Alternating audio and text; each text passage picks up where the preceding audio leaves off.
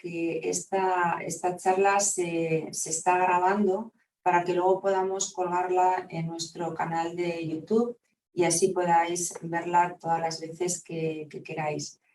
Desde el Colegio de Psicología de Vizcaya os damos la bienvenida a todas las personas que habéis mostrado interés por esta charla, cuyo título es Protección Civil de las personas con discapacidad. Tendrá una duración de 1 hora y lo que hemos pensado es que los ponentes comiencen su exposición y dejar los últimos minutos para poder plantear preguntas o cuestiones que os surjan en torno a este tema. Contamos con Rafa Armesto y Sara Pasamar. Ambos son abogados, forman parte del equipo jurídico del Colegio de Psicología de Vizcaya. Ellos son expertos y están especializados en derecho de familia, derecho de sucesiones y derecho de la persona, derecho penal. Tienen una gran formación en mediación y resolución alternativa de conflictos. Realmente tienen un gran currículum y aparte de la formación que tienen y de que son expertos en muchos temas, tienen la capacidad de poder divulgarlo de una manera amena y que se pueda entender, con lo cual es un gran lujo. Sin más, Rafa, Sara, os doy paso y desde el colegio os agradecemos muy sinceramente el que podáis estar con todos nosotros y nosotras y podáis compartir parte de esos conocimientos que tenéis. Por lo tanto, sin más, os doy paso agradeciendo muchísimo vuestra intervención. Cuando queráis podéis empezar. Pues egunon guztioi, agur Txane, muchas gracias por tus palabras. Tanto Sara como yo estamos encantados de estar aquí, de compartir este ratito con las compañeras y compañeros del colegio y para hablar de este tema de gran actualidad, como sabéis, por una importante reforma que tuvo lugar el 2 de junio del año pasado y de ahí también que esa protección civil de las personas con discapacidad, cuál es el título, sea un reto para todas nosotras, para todos nosotros, por todos esos cambios que ha habido. Sara, ¿estás ahí? Me parece que... Bueno, pues luego se presentará un poquito Sara también. Entonces vamos adelante con la formación del día de hoy. Bien, como os decía, ha habido una importante reforma de la legislación civil. Cuando hablamos de legislación civil, hablamos de un libro fundamental que se llama el Código Civil, que es ese libro que regula las relaciones entre las personas particulares en aspectos que podemos llamar pues, muy cercanos, muy del entorno, pues mi herencia, mi matrimonio, si compro un piso, si tengo cualquier relación con mis hijos, mi familia, etc. Y un apartado importante de ese libro es el libro relativo a la capacidad de las personas, algo tan cercano, tan próximo a la labor de los profesionales de la psicología. Cuando echamos la vista atrás, que es lo que tenemos que hacer y vamos a hacer hoy, vamos a echar un poco la vista atrás para ver de dónde venimos, cuál era la práctica que conocíamos los juristas y de la que participabais también las profesionales de la psicología, que es una práctica totalmente diferente a la práctica que vamos a tener que hacer ahora con la nueva ley. Ha habido un cambio radical, un cambio de modelo, un cambio de paradigma, y la verdad es que da mucho que pensar. A mí por lo menos me da mucho que pensar. Entonces, vamos a ver primero esta evolución, de dónde venimos, vamos a ver luego cuáles son los retos, los compromisos, para ver qué futuro tenemos que adoptar los profesionales y cómo encarar la problemática de la capacidad de las personas. Bien, pues yendo hacia ese pasado, a mí me viene a la cabeza de entrada, haciendo una pequeña reflexión sobre el contexto de la reforma, pues estas 5 ideas que hemos tratado de plasmar ahí. Cuando hablamos de capacidad de las personas, pues realmente lo que nos venía a la cabeza no era la capacidad, sino precisamente todo lo contrario. Nos venía a la cabeza la incapacidad. La incapacidad. A esta persona hay que incapacitarla, porque no se arregla bien. Y esa práctica de la incapacitación era una práctica absolutamente consolidada en nuestra práctica cotidiana como juristas. Normalmente obedecía a situaciones pues, en las que primaba el interés económico. Se había muerto el padre, por poner un ejemplo, había que hacer la herencia, se había vendido la casa de veraneo que tenía la familia en el pueblo y resulta que a la inmobiliaria al notario, empiezan a hacer papeles y se dan cuenta de que uno de los hijos pues no tiene suficiente capacidad para darse cuenta de cuál es la situación y avanzar en esas operaciones económicas. Entonces, ¿qué hacía? Pues se incapacitaba al hijo, punto. Y no se planteaba uno mucho más. Esa incapacitación pues conllevaba, aparte de un largo proceso en el que los padres tenían que demandar a los hijos, en el que se generaban tensiones familiares, o píxese al contrario, los hijos a los padres cuando la persona que no tenía la suficiente capacidad era la madre, pues porque tenía una demencia. Entonces habría que afrontar un proceso, se entraba al juzgado por la puerta de queremos hacer la herencia, queremos vender el piso, y se salía del juzgado con una carga que sí, que podía vencer el piso, podía hacer esa operación, pero también se salía con la carga de no podía votar, no podía otorgar testamento, no podía casarse, no podía conducir vehículos, y nos encontrábamos con sentencias, resoluciones de los jueces absolutamente estereotipadas. Declaro a doña fulana de tal que es incapaz de administrar su persona y bienes, y le nombro tutor, punto, poco más. Es decir, que nos primaba la economía. Y la pregunta inmediata es, entonces, ¿incapacitar para qué? ¿Para qué? Quizá las que conozcáis más este mundo de la discapacidad en los juzgados, pues os encontráis esas sentencias que dice, jo, pero si yo solo quería que pudiera vender el piso, me encuentro ahora con un estigma, con una etiqueta que me va a acompañar durante toda la vida, y sí que empezamos a entonar un pequeño mea culpa a todos, pero es que el sistema era así, no era de otra manera. Y este era un sistema que estaba basado, bueno, no es que estuviera basado en ello en sí mismo por una cuestión técnico-científica, ¿no? Sino que en la práctica se encontraba claramente un modelo que podemos llamar de la exclusión, una exclusión. Las personas con discapacidad accedían a la justicia, pero accedían muy poquito, de aquella manera. No se enteraban de lo que estaba pasando. Todo esto constituía una pesada carga, ¿eh? Es decir, que los profesionales llevábamos esa mochila en la que la persona con discapacidad no importaba gran cosa, lo que importaba era el interés económico de la familia, o hablemos también de esas protecciones exageradas, ¿no? a la persona con discapacidad, y nos encontrábamos que su participación en el proceso era mínima. Hombre, poco a poco, sí, ya hablamos de accesibilidad física en cuanto a las posibilidades de acceder a centros, a locales, etcétera, tal, pero no hablábamos de la accesibilidad cognitiva, que es la que nos tiene que importar también mucho, esa otra accesibilidad de la que carecíamos absolutamente en el sistema o modelo antiguo a esta reforma legal. Bueno, con el tiempo llega una ley muy importante, que quizá os suene, que se llama la Convención de Nueva York, es un convenio internacional suscrito por España, 2008, que dice que, bueno, pues que la persona es el centro. Y la pregunta es, ¿antes no lo era? Pues probablemente, por lo que vengo diciendo, no lo era. La persona no era el centro, no era el centro. No preocupaba su voluntad, deseos y preferencias, no preocupaba su manera de encarar la vida, no preocupaba su búsqueda de la felicidad como cualquier otro, sino que primaba esa especie de, y entro en el apartado quinto, de proteccionismo frente a protagonismo. Otro de los grandes retos que nos plantea la ley. Es muy difícil este equilibrio entre proteccionismo y protagonismo. Es muy difícil, sobre todo cuando hablamos de personas jóvenes con necesidades de apoyo, bueno, pues no muy grandes, pero ligeras, o algunas necesidades de apoyo. Es muy difícil decirles a las familias que son protagonistas de sus vidas, que hay que contar con la persona, no solo con su interés económico, sino con mucho más que eso. Y ya cuando les hablamos en las reuniones con las familias del derecho de las personas con discapacidad a equivocarse, pues muchas de ellas no entienden o no comprenden, y es razonable, es comprensible que en su manera de ser pues no asuman estos principios de la reforma.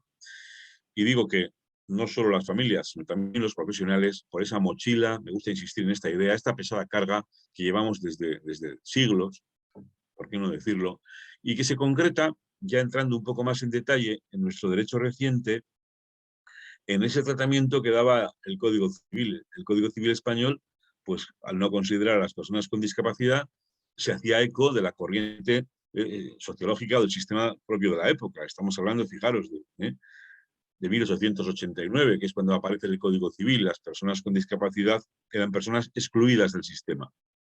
Acordaros de los leprosos, los endemoniados, los que vivían en las afueras de las ciudades, que iban con una campana tocando, llego, aquí llego, apartaros, apartados. Eran personas absolutamente excluidas. Este sistema antiguo, fue sustituido en el año 1983 por otro sistema un poco más moderno, que es el que ha estado vigente en España hasta que ha entrado en vigor esta última reforma de septiembre pasado a la que nos estamos refiriendo. Ya se pasa de un sistema, digamos, de exclusión, de prescindencia, a otro sistema que, pues llamamos médico rehabilitador. Ya no son excluidos, son enfermos, pues vamos a curarles, vamos a intentar ayudarles. Es un sistema de nuestro Código Civil anterior muy paternalista, en definitiva.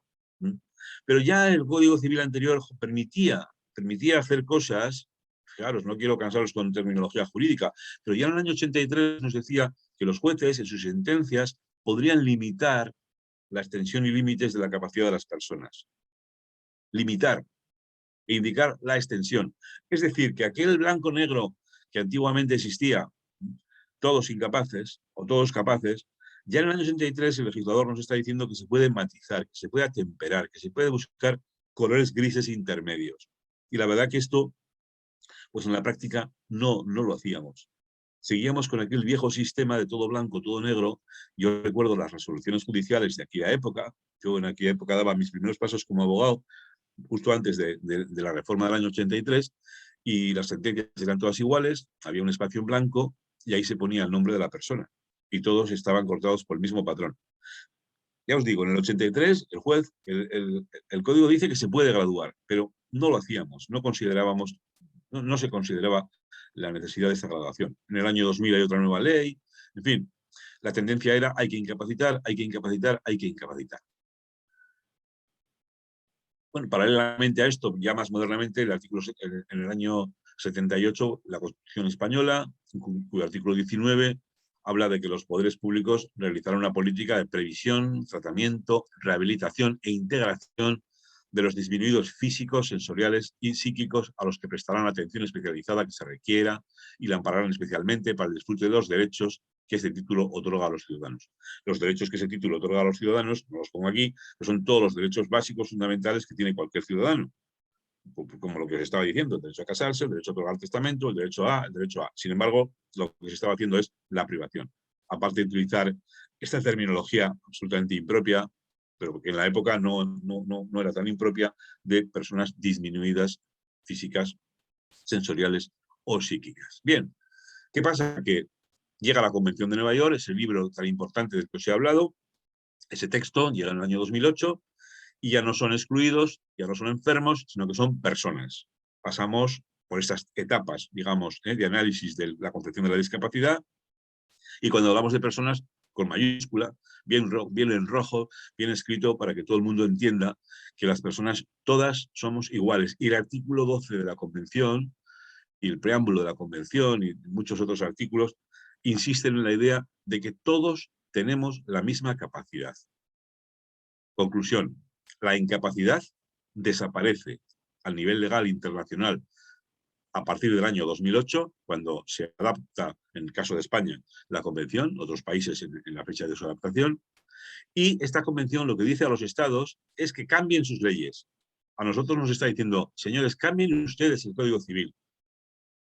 No hablen de incapacitación, hablen de otra cosa, porque la incapacidad no está en las personas, sino que la incapacidad está en las barreras del entorno. En las barreras del entorno. Lo dice la Convención. La discapacidad es un concepto que evoluciona y que resulta de la interacción entre personas con deficiencias y las barreras debidas a la actitud, al entorno, etc. Bueno, pues aquí está la clave. Aquí está la clave.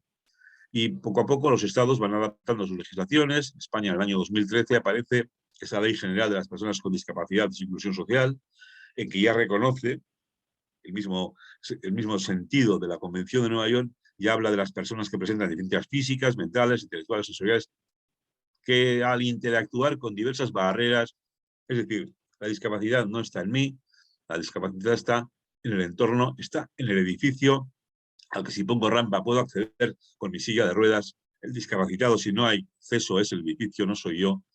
Pero tenemos que avanzar mucho más en la discapacidad a nivel cognitivo. Entonces, este sería el modelo de la Convención de Nueva York. La persona es el centro. No nos vamos a preocupar solo de su dinero, solo de su autonomía, de capacidad de moverse, de ir, de venir, de ser protegida, etcétera, sino nos vamos a preocupar de la persona con nombre, con una identidad propia, con una sentencia a la medida, con una sentencia en la que se valore a Alberto, no a una persona cualquiera con una especie de patrón igual para todo el mundo. Esta es la idea del modelo. Bueno, pues este modelo no os voy a insistir porque, en fin, yo sí que os diría que los que tengáis interés os descargáis la Convención de Nueva York, en cualquier buscador, Convención Nueva York Discapacidad, es un texto sencillo, es un texto al que se accede cognitivamente, con mucha claridad. No es un texto jurídico, evidentemente, pero sí que es fácil de entender. Y nos plantea la clave, el leitmotiv de toda la reforma que el legislador español toma de esta convención para aplicarla a nuestro derecho.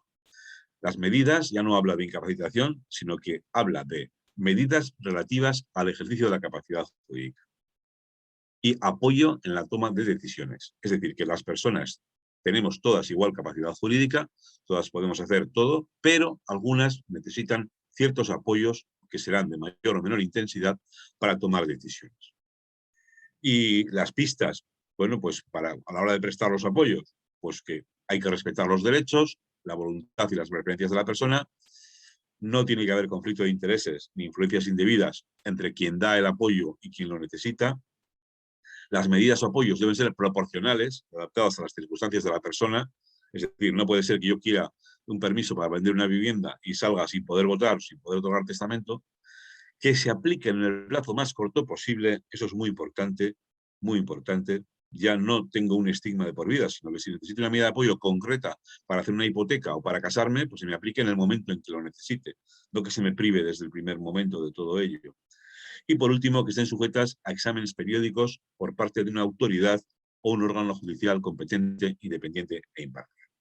Bien, pues voy avanzando porque hay alternativas que buscábamos a la incapacitación en aquella época. Ya la convención estaba en vigor, todavía no estaba aprobado la reforma del Código Civil y ya buscábamos situaciones, los juristas, pues para intentar no incapacitar, no estigmatizar a las personas, sino que buscamos soluciones pues muy concretas, pues como guardas de hecho, hacer operaciones con cuentas bancarias pues por un poder, en fin, distintas situaciones que voy avanzando para no cansaros. Pues conseguimos ya la posibilidad de que se pudiera votar desde el año 2018. Decíamos que las prohibiciones para contraer matrimonio, para testamento, conducir vehículos no se impusieran desde el principio, sino que se viera en cada caso concreto. En fin. Y así las cosas, llega esta ley que os digo, 8/2021, 2 de junio, que entró en vigor el 3 de septiembre, hace 8 meses, todavía ha habido muy poco tiempo pues para valorar cómo el legislador español ha ido adaptando estos principios de la Convención de Nueva York al derecho español, y luego, claro, hay que hacer un examen, un análisis profundo de todas las resoluciones de los juzgados que van saliendo, pues para ver los jueces, en mayor o menor medida, cómo van atendiendo a esta reforma del derecho de la discapacidad. Otro texto que os recomiendo leer para las que queráis profundizar, pues la exposición de motivos de esta ley. Os la descargáis con la referencia Ley 8/2021, discapacidad, os la descargáis. Y en todas las leyes, al principio, bueno, no en todas, pero en muchas leyes hay lo que se llama la exposición de motivos, y es un texto en el que el legislador, antes de dar el artículo tal, el artículo cual, va exponiendo su manera, o su idea, y bueno, pues nos dice muchas cosas de interés.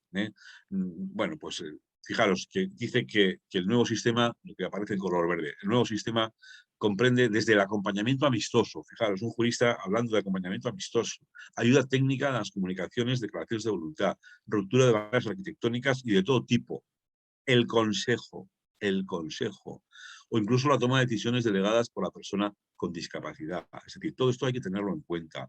Cuando habla del acompañamiento amistoso, cuando habla del consejo, pues en el fondo lo que nos quiere decir es que todos de alguna manera somos responsables los unos de los otros y todos, todas tenemos que estar atentos a lo que pasa a nuestro alrededor, en especial a las personas que más lo necesitan. Las personas con discapacidad son titulares del derecho a la toma de sus propias decisiones, derecho que ha de ser respetado. Se trata, por tanto, de una cuestión de derechos humanos. Fijaros, aquello de pobrecito, vamos a incapacitarle, no, esto es otra cosa. Y fijaros, no solamente está diciendo que tenemos que cambiar, sino a dónde vamos hace una llamada muy clara a los profesionales del derecho. Cambio del entorno, a una transformación de la mentalidad social. Bueno, no solo del derecho, sino de la mentalidad social, y especialmente de aquellos profesionales del derecho, jueces, magistrados, personal al servicio de la Administración de Justicia, notarios, registradores, que han de prestar sus respectivas funciones a requerimiento de las personas con discapacidad, partiendo de los nuevos principios y no de visiones paternalistas que hoy resultan periclitadas. Esto lo está diciendo el legislador a todos los profesionales. Bueno, por cierto, a los abogados no nos citas, ya quizá nos tiene considerados como personas más sensibles en estas materias, ojalá sea así, pero ya veis el palo que da al sistema judicial, notarial, etcétera, y a la mentalidad social, en definitiva, de toda la comunidad. El valor del cuidado, habla del valor del cuidado, fijaros, en alza en las sociedades democráticas actuales, tiene particular aplicación en el ejercicio de la curatela. Y luego la colaboración interprofesional, que es muy importante, o de mesa redonda con profesionales especializados en los ámbitos sociales, sanitarios y otros que puedan aconsejar medidas de apoyo.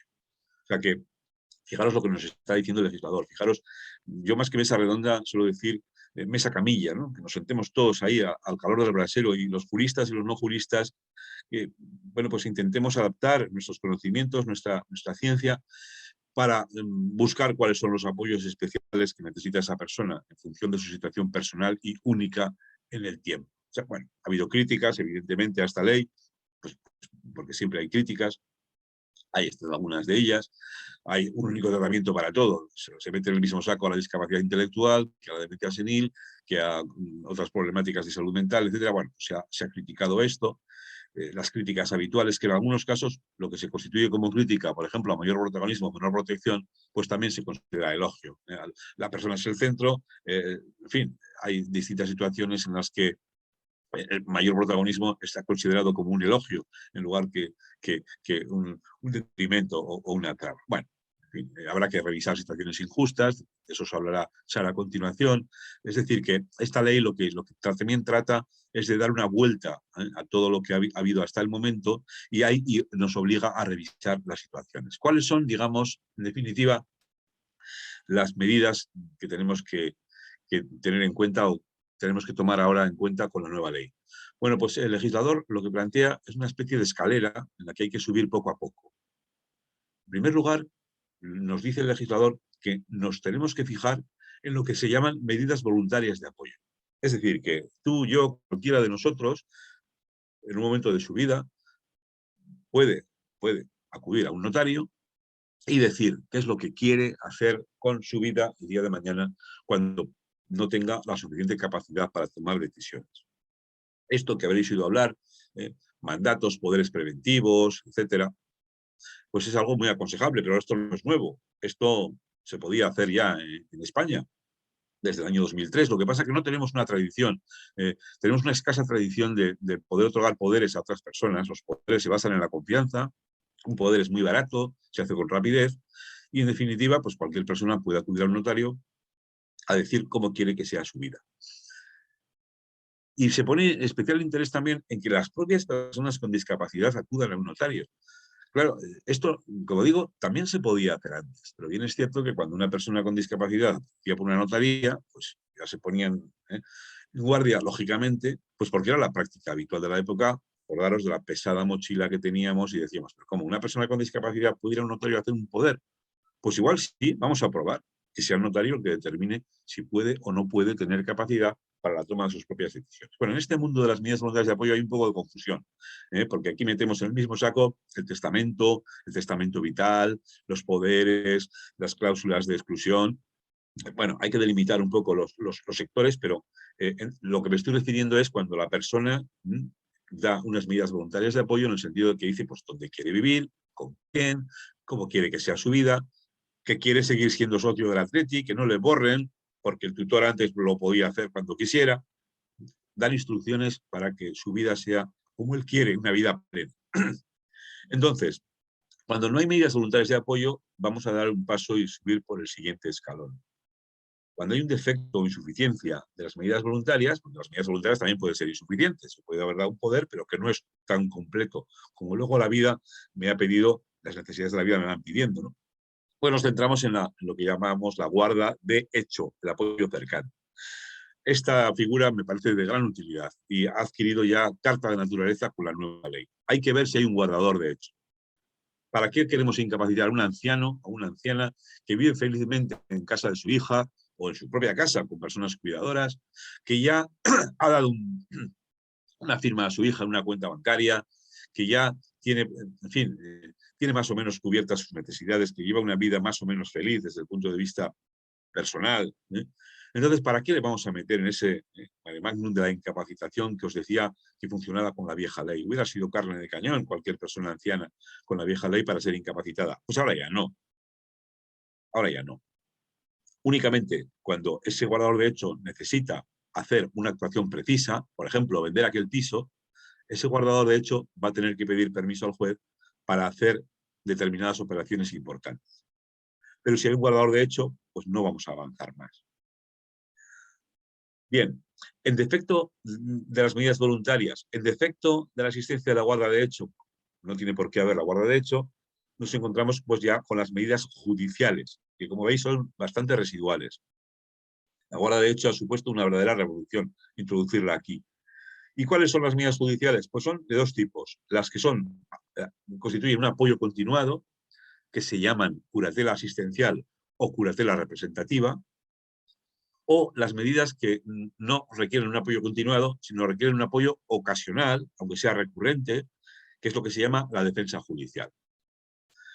Bueno, pues muy rápidamente y muy brevemente. Ya os decía que las medidas voluntarias pues son a veces un poco confusas unas con otras, pero bueno, eso es cuestión de la práctica que ya vayamos viendo. Y hago especial referencia, entre otras, también a la curatela, autocuratela, perdón, ahí lo veis en el punto cuarto, en el que yo puedo decidir no solamente cómo quiero que sea mi vida, sino que puedo decidir quién quiero que sea la persona que me cuide, que me cure, que me atienda. Ese es el sentido que tiene la autocuratela. Como os decía, son medidas formales normalmente que se toman ante notario, pero bueno, tampoco está mal que se hagan de alguna manera informalmente, sobre todo personas que acuden a una residencia, hablo lo mismo de personas con discapacidad que personas mayores, y de manera informal, si no han ido al notario, o no se puede, o no se considera tal, bueno, pues informalmente pues se pueden preparar documentos que nos sirvan de pista, nos sirvan de ayuda para conocer esa voluntad el día de mañana y tenerlo ya catalogado y guardado. Como os decía, la guarda de hecho es importantísima, es el paso siguiente a las medidas judiciales, a las medidas voluntarias.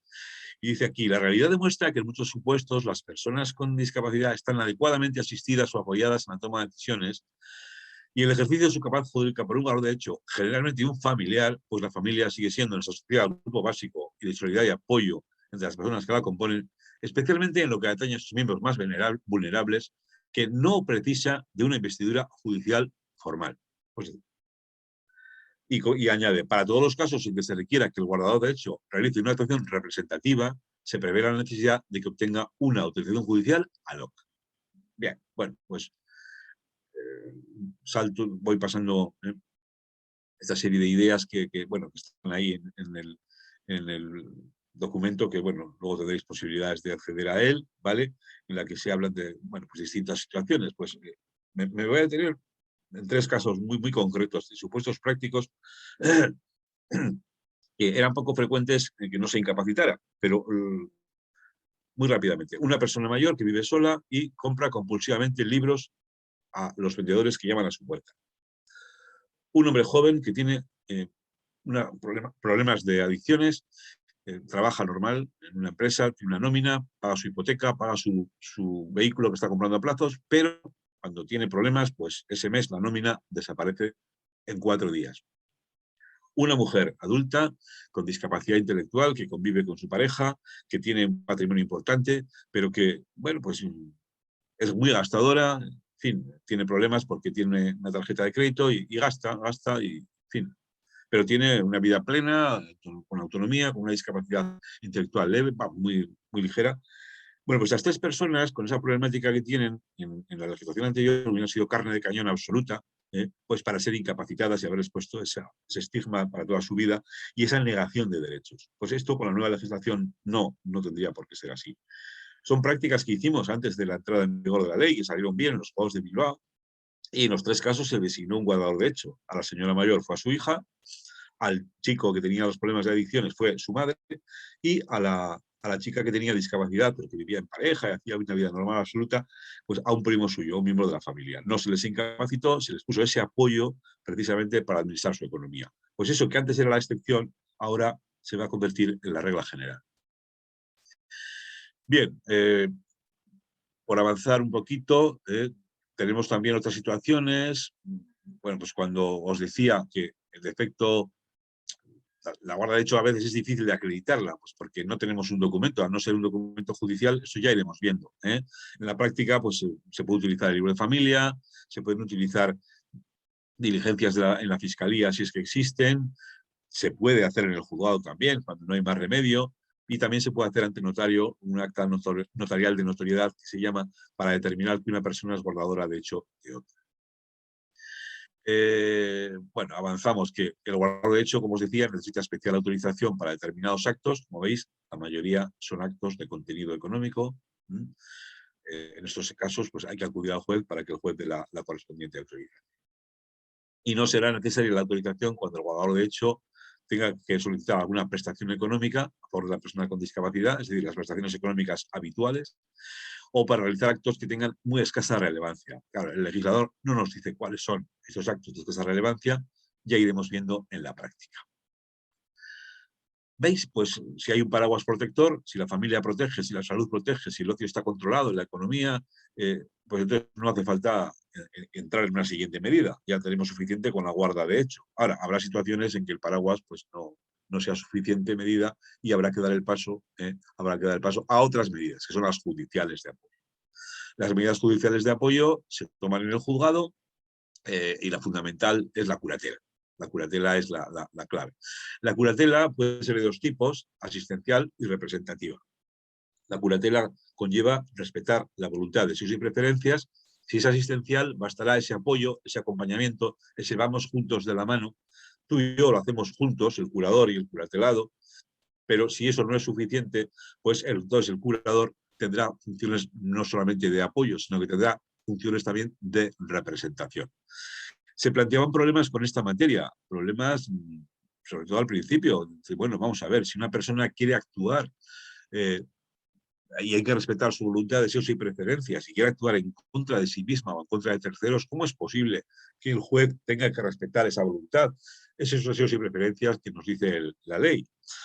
Pues hay una reciente sentencia, si la ley entró en vigor el 3 de septiembre, el 8 de septiembre el Tribunal Supremo dictó una sentencia que aclaraba esas cuestiones. Era un caso de un síndrome de Diógenes que se oponía a la adopción de medidas de apoyo, concretamente eran dos tipos de medidas las que se pedían por su familia, que era servicio de limpieza del domicilio y asegurar su atención médica.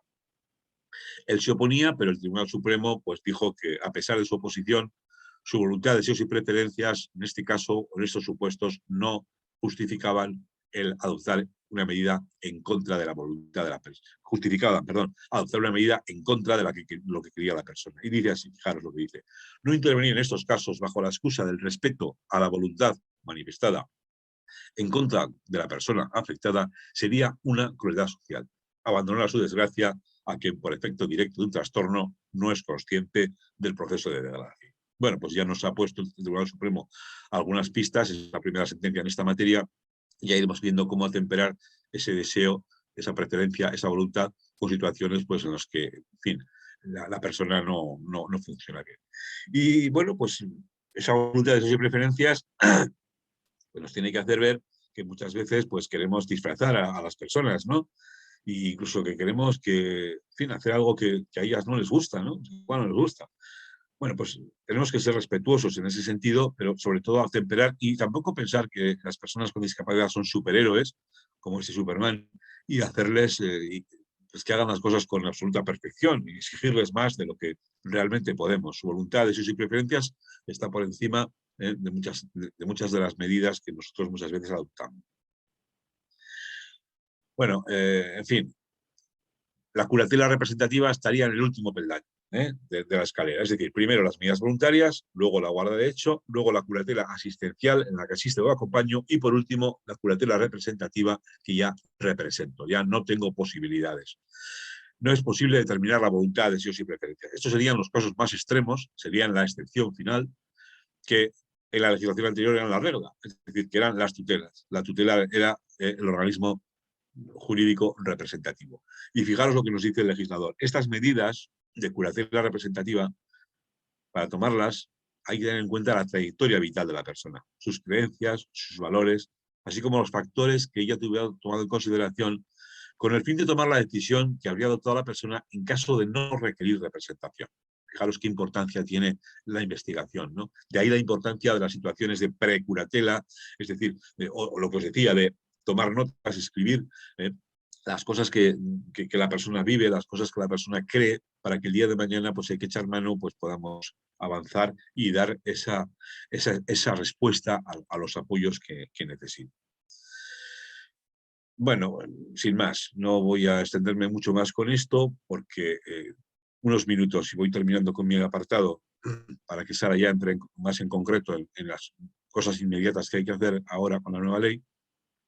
La defensa judicial es una medida transversal a todo lo que he venido diciendo, que es de forma ocasional. O sea, si una persona tiene una discapacidad, pero imaginaros que tiene pues lonjas, pisos que alquilar, pues en lugar de incapacitarla como haríamos antiguamente, o en lugar de nombrarle un curador asistencial o representativo, que es para toda la vida, pues le podríamos nombrar un defensor judicial, que es una persona que se ocuparía específicamente de este tipo de cosas, pues de hacer sus alquileres, de hacer sus de administraciones puntuales a lo largo del tiempo.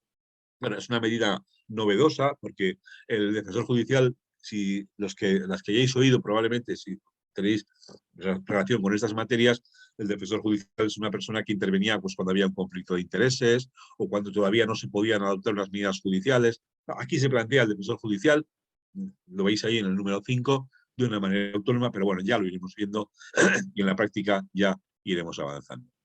Bueno, pues ya veis, hay que hacer cambios formales, no solamente todos estos cambios mentales que tenemos que tener a la hora de defender los derechos, sino que también en el propio juzgado hay que hacer cambios, hay que ayudar a las personas a saltar estos muros. Y en ese sentido es muy importante que ha cambiado la ley del notariado, que ha cambiado la ley de enjuiciamiento civil, que introducen bueno, pues que los jueces, los notarios, los tribunales en general tienen que tener en cuenta un montón de aspectos de la vida de las personas, de su accesibilidad cognitiva, y aquí nos da muchísimas pistas y aquí hay un futuro importante de cosas que se puede hacer desde el campo de la psicología cuando hablamos de, bueno, pues de ajustes razonables, cuando hablamos de personas facilitadoras, pues que intervengan, que ayuden, que acompañen a los jueces y tribunales a la hora de intentar averiguar la voluntad, deseos y preferencias de las personas. La persona facilitadora, pues bueno, es esa, ¿no? Es la persona que ayuda, que intenta acompañar, que intenta que las personas accedan a la puerta del juzgado. Bien, yo me voy a tener aquí, le voy a dar paso a Sara Pasamar, mi compañera. Hasta ahora ya veis un poco la idea. Lo que hacíamos antiguamente, representación a tope, lo que vamos a hacer a partir de ahora, representación mínima. Voluntad, deseos y preferencias de la persona, antes prácticamente nunca, ahora siempre, salvo situaciones, como digo, excepcionales. Y no solamente la aplicación de estas figuras, de esta escalera, sino la aplicación de la capacidad cognitiva, del acceso de las personas a lo que está pasando en su entorno, a su alrededor, y que, bueno, pues en esa mesa redonda, en esa mesa camilla, los profesionales que estamos en esto podamos trabajar juntos para avanzar en el respeto de los derechos de las personas con discapacidad y sus familias. Bien, el legislador lo que ha dicho es que hay que revisar todo esto, pero vamos a ver qué tenemos que hacer, vamos a ver qué pasa, vamos a ver qué pasa y cuál es el futuro de las familias, de las personas con discapacidad, qué es lo que tienen que hacer en el día a día con esta reforma. Sara, cuando quieras, pues Te cedo la palabra, adelante. Gracias, Rafa. Bueno, en primer lugar me sumo a los agradecimientos y a la alegría de compartir con todos los colegiados nuestra experiencia en este tema. Y bueno, yo me voy a centrar un poco en qué es lo que pasa o qué es lo que hay que hacer ahora que tenemos esta nueva ley en marcha. Hemos dicho que, como ha dicho Rafa, tenemos muchas sentencias anteriores, tenemos un largo proceso por detrás, muchas sentencias dictadas de incapacidades, que la mayoría de ellas eran, como decía Rafa, un poco de rodillo, como churros, que eran todas iguales, solo cambiando el nombre. Sí que es verdad que en los últimos años hemos conseguido que esas sentencias fueran cada vez más un traje a medida de la persona, pero aún así siempre se hablaba de incapacidad, bien total, bien parcial, pero de incapacidades. Entonces, todas esas sentencias, ahora que con la nueva ley la incapacitación como tal ha desaparecido, ya no se incapacita a nadie, sino que se establecen medidas de apoyo adecuadas a las capacidades de cada persona. Hay que ver qué hacemos con todas esas resoluciones que ya existen, porque ya el nuevo trámite de las situaciones que se generen a partir de ahora, que haya que resolver, habrá que hacerlas todas conforme a la nueva ley, conforme ha dicho Rafa, bueno, pues en un procedimiento que luego indicaremos de manera breve cómo va. ¿Qué pasa con todas esas resoluciones anteriores? Bueno, pues para esto la ley 8/21 lo que hace es establecer lo que se llaman unas disposiciones transitorias, en concreto 6, que regulan o que tratan de dar solución a estas situaciones que se han generado. Primero, ¿qué pasa con todas aquellas privaciones de derechos que se hacían en las sentencias? Es decir, por norma general por norma general se establecía siempre o una prohibición o prohibiciones de contraer matrimonio, o prohibiciones de testar, o prohibiciones de conducir vehículos en estas sentencias de incapacitación. Entonces, ¿qué pasa con esta situación? Con esta privación de derechos. Bueno, pues automáticamente con la entrada en vigor de la ley se tienen por no puestas. Es decir, ya no, aunque la resolución establezca una prohibición de contraer matrimonio, esa prohibición ya se va a tener como no puesta. ¿Y que eso significa que se van a poder casar todas las personas que tienen esa discapacidad, por decirlo de alguna manera, esa discapacidad? No, lo que significa es que no tienen prohibido de entrada esa opción. Habrá que ver en cada caso concreto, en su caso el notario o el juez del registro civil, el que tendrá que hacer un juicio de valoración de capacidad para ver si en las condiciones que tiene esa persona está en condiciones, pues, de dar un consentimiento válido. En cuanto al testamento, exactamente igual, se solía establecer la prohibición de establecer testamento, aunque esta cuestión ya tenía cierta solución con la legislación anterior, porque se permitía que en momentos de lucidez hablaba o cuando exista el informe de 2 psiquiatras, de 2 médicos que valoren que esa persona está en condiciones de entender lo que era el testamento, se podía hacer, las personas con discapacidad podían hacer testamento. Y lo mismo con la conducción de vehículos a motor. No por el hecho de tener una discapacidad, automáticamente no tienes capacidad para conducir.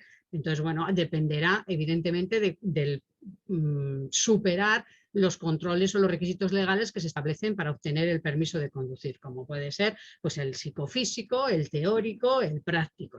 Entonces, en esas circunstancias, ya ha comentado Rafa antes que ya en el 2018 se modificó la ley de régimen electoral general para que todas las personas con discapacidad pudieran votar, porque también era muy habitual que las sentencias de incapacitación automáticamente privaran del derecho de sufragio a la persona. Entonces, bueno, eso ya se modificó en el año 2018 y ahora, bueno, con la nueva ley todas estas demás provisiones han desaparecido. Esa, digamos, es la primera disposición transitoria. La segunda, lo que establece es qué pasa con los cargos que ya estaban designados con anterioridad, con los cargos que aparecían en esas sentencias de incapacitación o de modificación de capacidad anteriores a la nueva ley. Pues ahí teníamos los tutores, teníamos curadores, había defensores judiciales, había también guardadores de hecho, había patria potestad rehabilitada o prorrogada, y luego estaba también el tema de una situación específica que era el tema de la prodigalidad.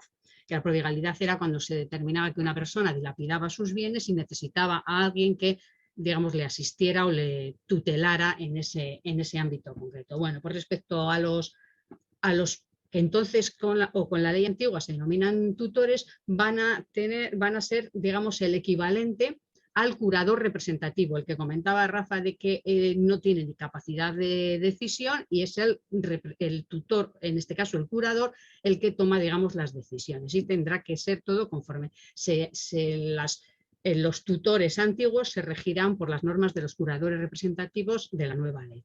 Los curadores, defensores judiciales y guardadores de hecho, pues se aplicarán también las normas de los curadores de la nueva ley, pero entendiendo que el curador sería curador asistencial o el defensor judicial, se les aplicarían las normas también de la nueva ley. La única que se mantiene, las que se mantienen con la antigua ley hasta que se proceda a la revisión judicial de las medidas es la patria potestad rehabilitada o prorrogada y los tutores o curadores nombrados para personas pródigas. En esta situación se mantiene con la legislación antigua hasta que esas medidas sean revisadas judicialmente. Luego entraremos en cómo se procede a esa revisión. Por lo tanto, esta sería un poco la situación de los cargos anteriores. Se establece también una previsión, respecto a comentado Rafa, que una de las opciones que establecía o que daba la ley era la posibilidad de establecer o bien previsiones de autotutela o poderes o mandatos preventivos, es decir, la persona bien con todas sus capacidades podía acudir al notario y decir, para el supuesto de que pueda necesitar en algún momento algún tutor, quiero que se haga de esta manera, de esta otra o de esta otra, o incluso poderes o que solo tuvieran efecto a partir de un momento de no posibilidad de tomar decisiones o de discapacidad.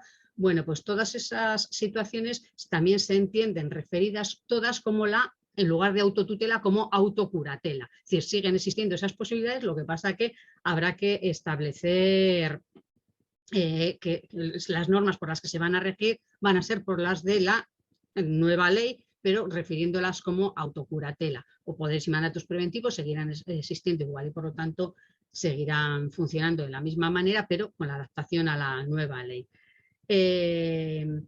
Lo que sí que es verdad es que o lo que establece la ley es que para el supuesto de que se nombre una autocuratela o se haya hecho una autocuratela y se le apliquen las normas de la curatela, es decir, para los supuestos en que establece una autocuratela con, digamos, vigencia e incluso en el supuesto de discapacidad, se le aplican las reglas de la curatela, pero en este caso se excepciona, porque la nueva ley así lo prevé, que no tengan que someterse a ciertos requisitos más gravosos que podría establecer un juzgado en medidas judiciales. Estamos hablando en este caso previsiones de autotutela, poderes y mandatos preventivos de medidas voluntarias. Entonces, en este caso, bueno, pues digamos que los requisitos digamos, las condiciones de cómo efectuar esa tutela se pueden establecer en los poderes, en esos poderes, en esas previsiones notariales de cómo quiere que se ejerza esas, digamos, ayudas o asistencias, y con una, digamos, más suaves los requisitos que los establecidos para medidas judiciales. Luego se establece también, claro, la ley permitía, con la anterior legislación, la ley permitía establecer o realizar lo que se llamaban en los testamentos unas sustituciones ejemplares. ¿Qué significaba la sustitución ejemplar? Pues que lo que se establecía, digamos, no es exacta la expresión, pero para que nos entendamos es como si hiciéramos testamento por la persona, por nuestro hijo. La ley permitía que si yo hacía testamento en el que nombraba heredero a mi hijo y luego establecía que a su vez todos los bienes de mi hijo, cuando él falte, será sustituido por la persona que se designaba. Así ahí se englobaban todos los bienes de la persona. Pues bien, con la nueva ley, esta opción, esta sustitución ejemplar ha desaparecido. Ya no se puede hacer este tipo de sustitución, también en pleno sentido de que la persona con discapacidad puede hacer su propio testamento y que habrá que estar a su voluntad. Entonces, lo que la ley sí permite es establecer lo que se llama fideicomisos de residuos, es decir, yo nombro heredero a mi hijo y cuando él falte, lo que haya heredado de mí y lo que sobre de lo que haya heredado de mí se va a designar a otra persona. Tiene ciertas limitaciones estas sustituciones, pero bueno, pues se permitiría. Pero lo más importante de este tema es que no se puede hacer testamento por otra persona.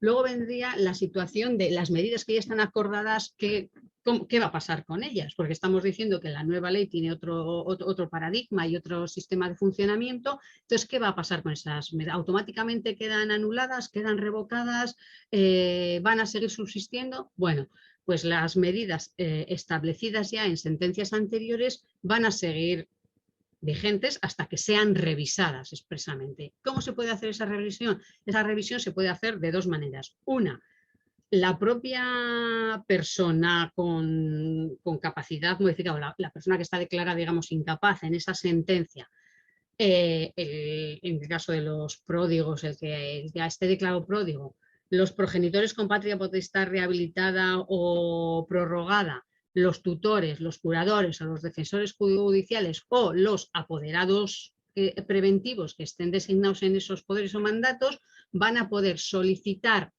expresamente al juzgado la revisión de las medidas establecidas y en este caso el juzgado va a tener un plazo de 1 año para resolver esa modificación.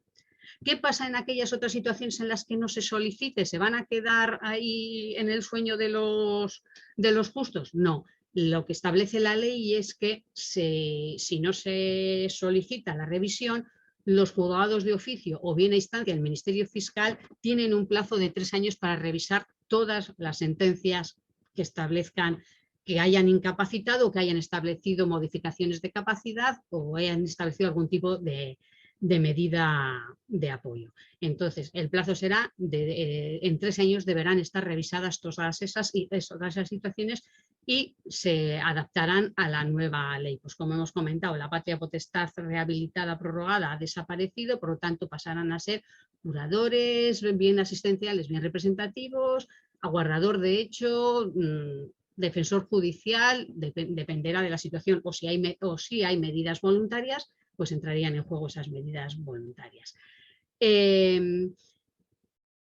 ¿Y qué pasa con aquellos procesos que se empezaron a tramitar antes del 3 de septiembre de 2021 y que algunos todavía están, bueno, pues por la marcha de los juzgados todavía están pendientes de resoluciones y se habían realizado ciertas actuaciones ya, pero están sin terminar de resolver? Bueno, pues en todos esos casos lo que dice la ley es que todas las actuaciones que se hayan hecho serán válidas, pero que habrá que adaptarla a la nueva ley, sobre todo y fundamentalmente en la sentencia. Es decir, la sentencia no va a poder declarar la incapacidad conforme a la antigua legislación, sino que lo que tendrá es que declarar las medidas de apoyo que necesite con las características ya de la nueva ley. Por lo menos la sentencia se tendrá que ajustar a la nueva ley. Y uno de los temas más importantes es que todas las medidas que se establezcan serán siempre revisables. Lo normal es que establezca el juzgado un plazo para esa revisión y el plazo puede ser de 3 años, lo normal es 3 años o lo habitual será 3 años, pero excepcionalmente podrían llegar hasta 6 años. Y por cierto, cualquier medida que se establezca puede ser revisable en cualquier momento a instancia del propio interesado o de cualquiera de las personas que hemos indicado anteriormente, eso ya en el nuevo procedimiento. Y yo creo que con esto dejo más o menos ya fijado he intentado aclarar cuál es la situación en la que quedan esos procedimientos que ya estaban iniciados, terminados o a medias en el procedimiento. Y ya, si os parece, pues no sé, creo que damos paso a preguntas. Perfecto. Pues vamos a fijaros la cantidad de trabajo que tenemos, ¿no? Porque vamos un poco justo ese tiempo, pero permíteme, Sara Agurchaner, es decir, que el trabajo va a ser ingente. Han pasado ya 8 meses. Se nos está diciendo que en 3 años tiene que estar todo revisado y adaptado a la nueva ley. Han pasado 8 meses. La labor que en esos juzgados es encomiable, pero es que los medios no son posibles. Y vamos a ver qué pasa, porque muchas personas podrán pedir esa revisión. O sea, no solo la propia persona afectada, sino su entorno familiar, las personas cercanas, etcétera. y el juez tendrá un año para resolver. Hombre, si somos coherentes con los planteamientos que venimos defendiendo, pues tendríamos que ser proactivos a la hora de tomar esta decisión de revisar, ¿verdad? Si esperamos a que sea el propio juzgado el que revise, pues bueno, a ver qué pasa. Yo simplemente quería dar un apunte. Cuando se trata de tanto de revisar como de iniciar el procedimiento, el legislador da mucha importancia a los informes de los profesionales, cosa que el legislador anterior no hacía. Bueno, aquí está el desarrollo del expediente, para los que tengáis interés ya lo podréis ver, ¿no? Pero fijaros, dice el expediente, el nuevo expediente que se haga, habla expresamente que tiene que haber un dictamen pericial de los profesionales especializados en los ámbitos social y sanitario. Entendemos que estamos encuadrados dentro de lo sanitario, ¿vale? Como colectivo, que aconsejen las medidas de apoyo.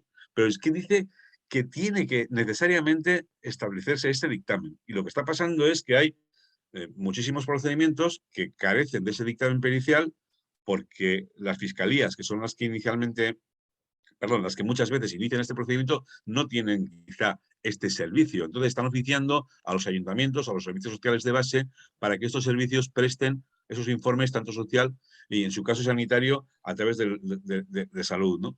Pero quiero poner en valor, o queremos poner en valor, la importancia que tienen los dictámenes de estos profesionales, y ahí tenemos que estar atentas a la posibilidad de, bueno, pues de emitir, de colaborar con el sistema judicial. No solamente en el procedimiento que se inicia, sino en esos procedimientos posteriores, en fin, que dentro de un tiempo, dentro de 3 años, como bien decía Sara, o dentro de 6, todo lo que vayamos haciendo ahora va a ser revisado por ley. Todo hay que revisarlo. Bueno, en la comparecencia pues también se puede citar a las personas, etcétera. Bueno, ya pasamos esto por alto porque el tiempo se nos echa encima.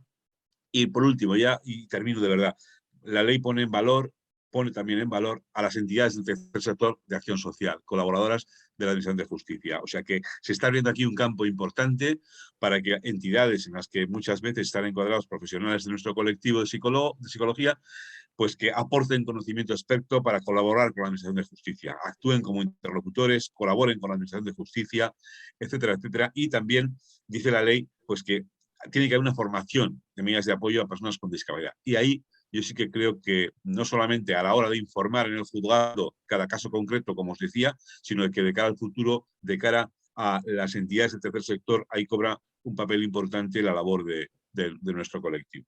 Y hasta aquí. Gracias. Muchas gracias a los dos. La verdad es que es una gozada escucharos, no solamente por los conocimientos que tenéis, sino cómo los difundís, ¿no? Y la claridad que tenéis en vuestra exposición. Y además una compañera también lo menciona a través del chat. Ella dice que felicitaros por la claridad de la exposición a ambos y coincide que habrá que estar atentos a cómo se va resolviendo situaciones concretas. Y habrá también que tranquilizar a muchas familias que ahora mismo perciben que se les complica la vida con estas medidas protectoras. Evidentemente, es así. Si hay alguna pregunta, alguna cuestión que queráis comentar, tanto a Rafa como a Sara, este es el momento. Podéis utilizar el chat y si no, también podéis abrir vuestros micrófonos para poder plantear la cuestión de manera verbal, como vosotros, como queráis. Dejamos ahora un espacio para las posibles preguntas.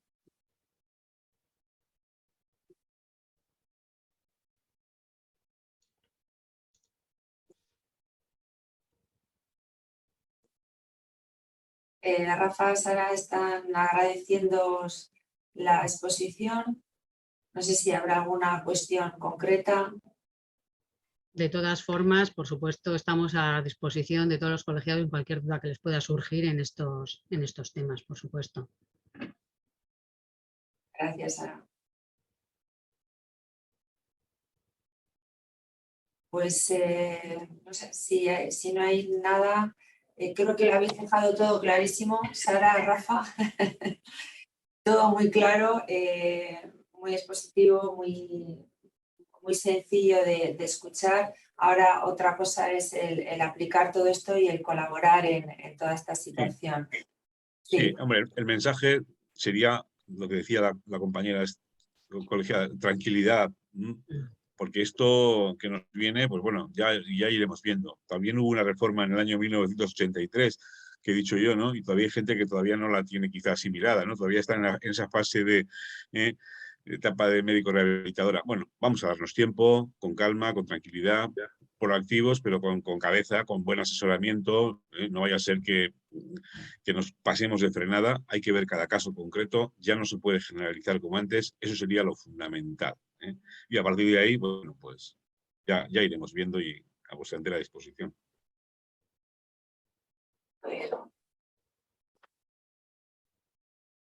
Pues si no hay nada más, hay cuestiones en el chat. Agradeciendo, una compañera dice, eso mismo habrá que mirar cómo va todo poco a poco y asimilando el cambio, evidentemente. Es un tema importante para nuestra profesión y sobre todo para las personas que trabajan específicamente en el mundo de la discapacidad en general. Pues si no hay nada más, desde el Colegio Rafa, Sara, agradeceros nuevamente vuestra colaboración desinteresada y sobre todo por la claridad en la exposición. Es que ricasco y bueno, pues colgaremos esta charla en YouTube para que la podamos visionar cuando queramos. Es que ricasco a los dos y bueno, pues hasta siempre. Muchísimas gracias. Gracias a vosotros también. Igualmente, muchas gracias. Agur, buen día. Venga, agur.